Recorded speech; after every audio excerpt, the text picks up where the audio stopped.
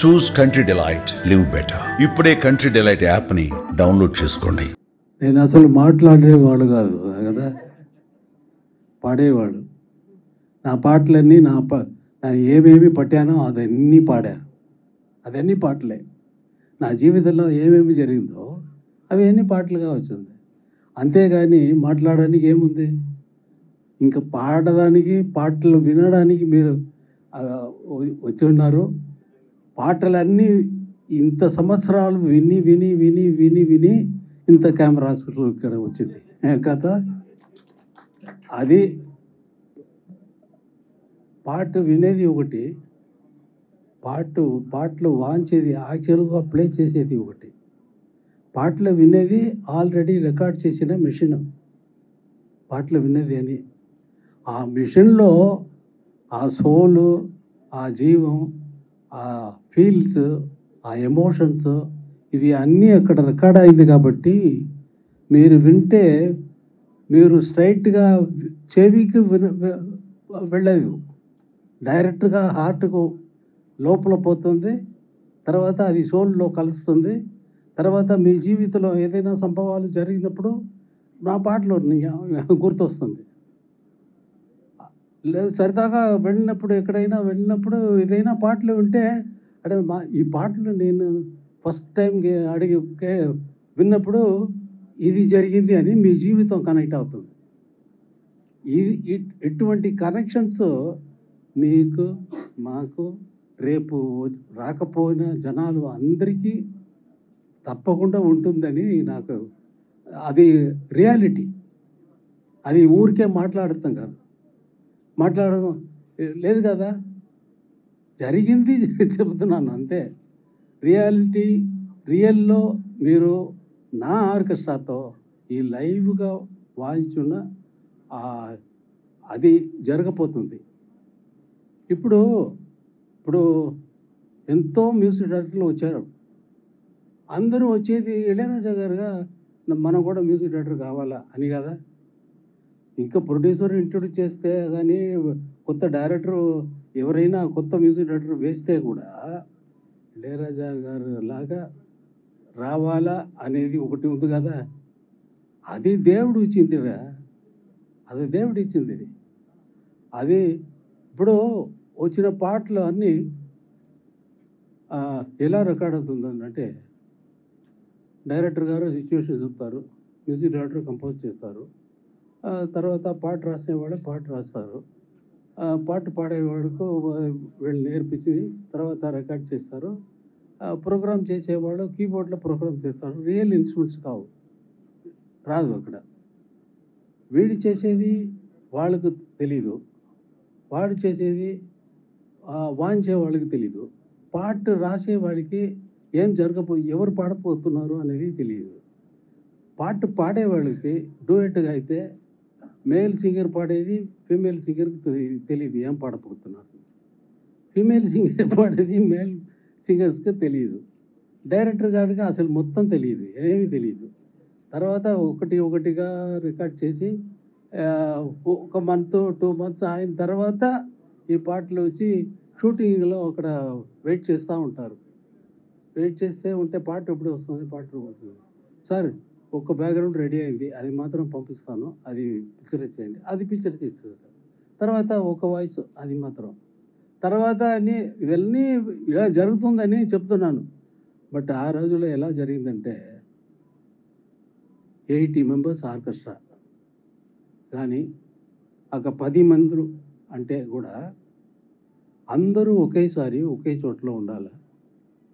అందరి 4 minutes song అంతే, 4.5 minutes అంతే, దానిపైన ఉండదు. 60 members ఆర్కెస్ట్రా, జానీ గారు బాలసుబ్రహ్మణ్యం గారు పాడతారు. మార్నింగ్ 7 o'clock వెళ్తే 7:30 లోపల నేను మ్యూజిక్ రాసేస్తాను. కంపోజ్ చేసిన వాడు కాదు, కంపోజ్ చేసేది రాసేది.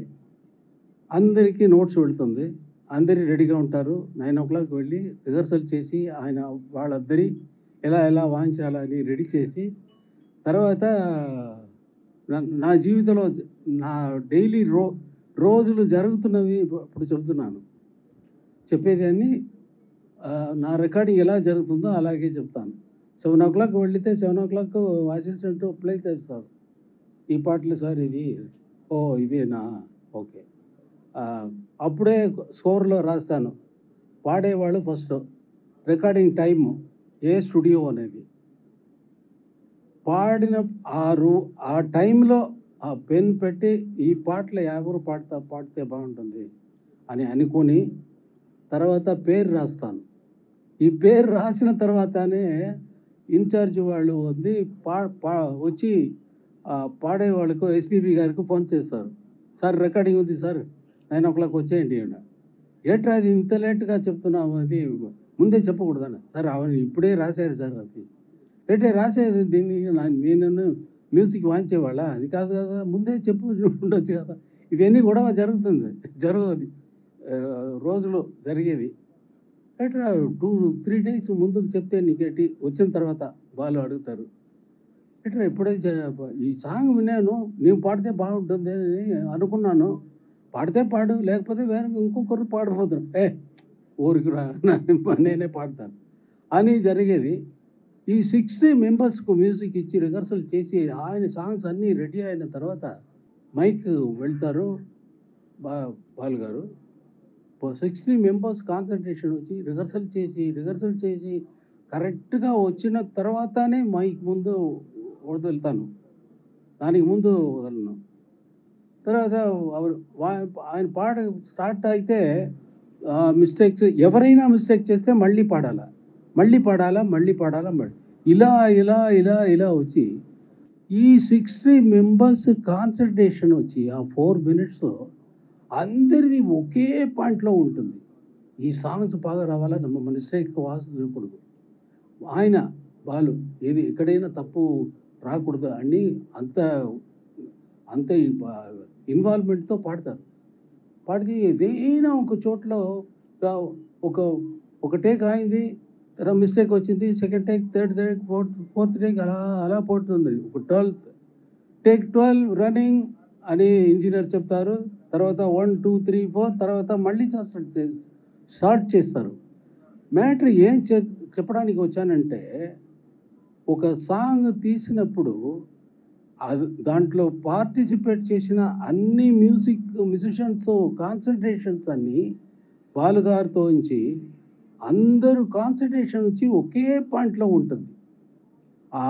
అది అలా రికార్డ్ చేస్తే కరెక్ట్‌గా పూర్తి అయ్యి కరెక్ట్‌గా వచ్చిన తర్వాత ఓకే అంటే అందరికీ అవార్డా అని అంటుంది. ఇప్పుడు ఎవరికి ఏం మీద కాన్సంట్రేషన్స్ లేవు. ఒకే పాయింట్‌లో రాలేదు. ఒకే పాయింట్ అంటే ఆ పాటే.